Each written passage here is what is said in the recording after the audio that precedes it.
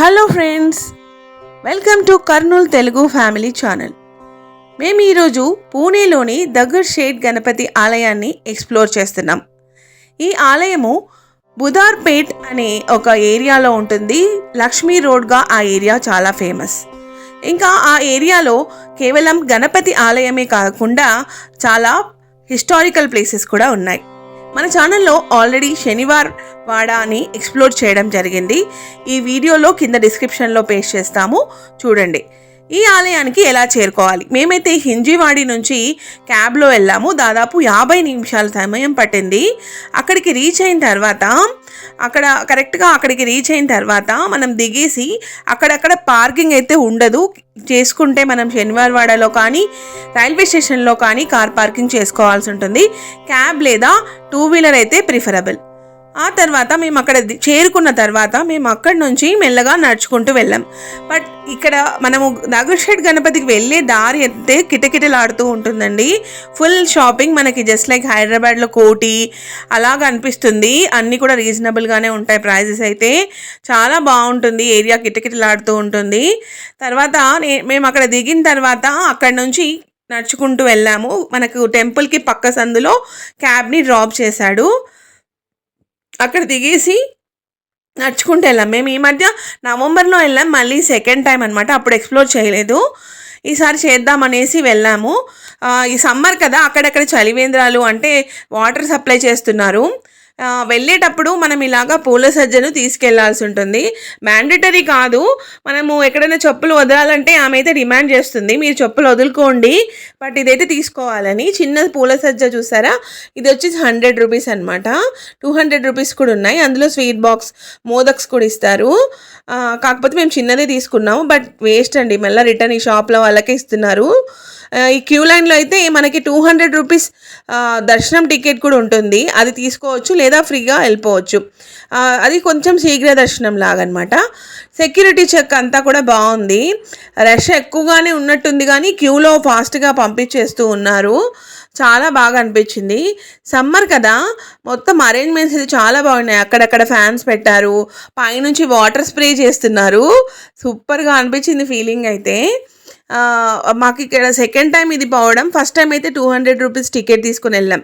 మాకు తెలియదు కదా అంత ఫాస్ట్గా వెళ్ళిపోవచ్చు అని. ఈవెన్ దేవుడు గణపతి విగ్రహం మనకు బయట రోడ్ నుంచి కూడా, అంటే ఓపెన్గా ఉంటుంది.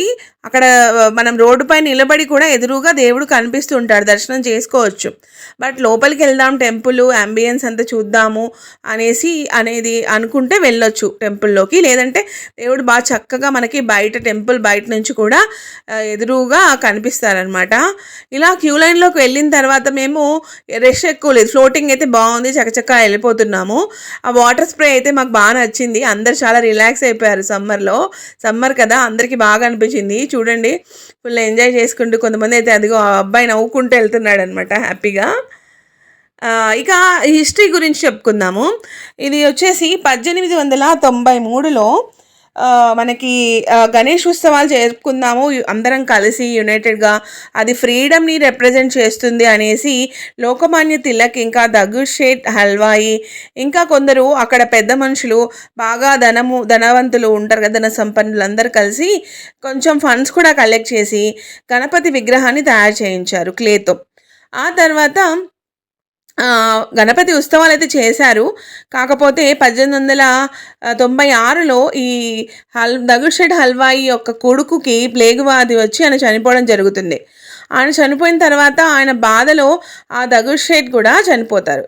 ఆ తర్వాత అతని వైఫ్కి వాళ్ళు నమ్ముకున్న డివోటీస్ ఏం చెప్తారంటే, మీరు ఈ ఏరియాలో ఒక దత్త మందిర్ని నిర్మించండి, అందులో లార్డ్ గణేష్ అని కూడా ఉంచండి అని చెప్తారు. సరే అని ఆల్రెడీ చేయించిన లార్డ్ గణేష్ అని దత్త మందిర్లో ఉంచుతారు. 1897లో ఇదంతా జరుగుతుందన్నమాట.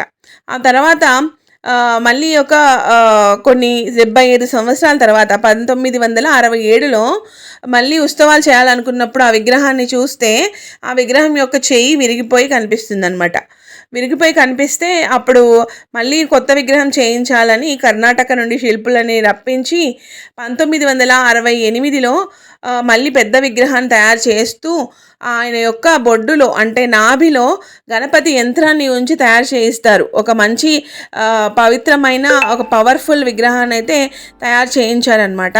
అది కూడా క్లేతోని, అంటే లైక్ ప్లాస్టర్ ఆఫ్ ప్యారిస్ అనమాట. అలాంటి విగ్రహాన్ని తయారు చేసి ఆ విగ్రహాన్ని ఉంచడానికి టెంపుల్ని అయితే తయారు చేయాలి కదా, అంతవరకు సిద్ధం చేయాలి కదా అని అంతవరకు కూడా దత్తాత్రేయ స్వామి మందిరంలోనే ఉంచి 1984లో ఇప్పుడు మనం చూస్తున్నటువంటి దగుడ్ షేట్ హల్వా ఈ టెంపుల్ని అయితే నిర్మించడం జరిగింది. అందులోకి ఆ గణపతి యొక్క ఐడిల్ని కూడా అంటే విగ్రహాన్ని కూడా తిరిగి పునః ప్రతిష్ఠించడం జరిగింది. ఆ తర్వాత లోపలుండే యాంబియన్స్ అంతా కూడా అంటే మొత్తం చాలా మెరుస్తూ ఉంది కదా, అదంతా కూడా రీమోడలింగ్ 2005లో చేయించారట. సో ఇప్పుడు అక్కడ ఏరియాలో మాత్రం చాలా బిలీవ్ చేస్తారు. ఓవరాల్ పూణేలో కూడా ఈయన దగుడ్ షేట్ గణపతి అంటే చాలా ఫేమస్ అని బిలీవ్ చేస్తారు. మనం ఏదైతే అనుకుంటామో ఖచ్చితంగా జరుగుతుందట. మీరు కూడా ఒకవేళ పూణేకి వెళ్తే తప్పకుండా దర్శించండి. ఈ వీడియో కనుక మీకు నచ్చితే లైక్ చేయండి, షేర్ చేయండి, కామెంట్ చేయండి, మన ఛానల్ని సబ్స్క్రైబ్ చేసుకోండి. Thank you for watching.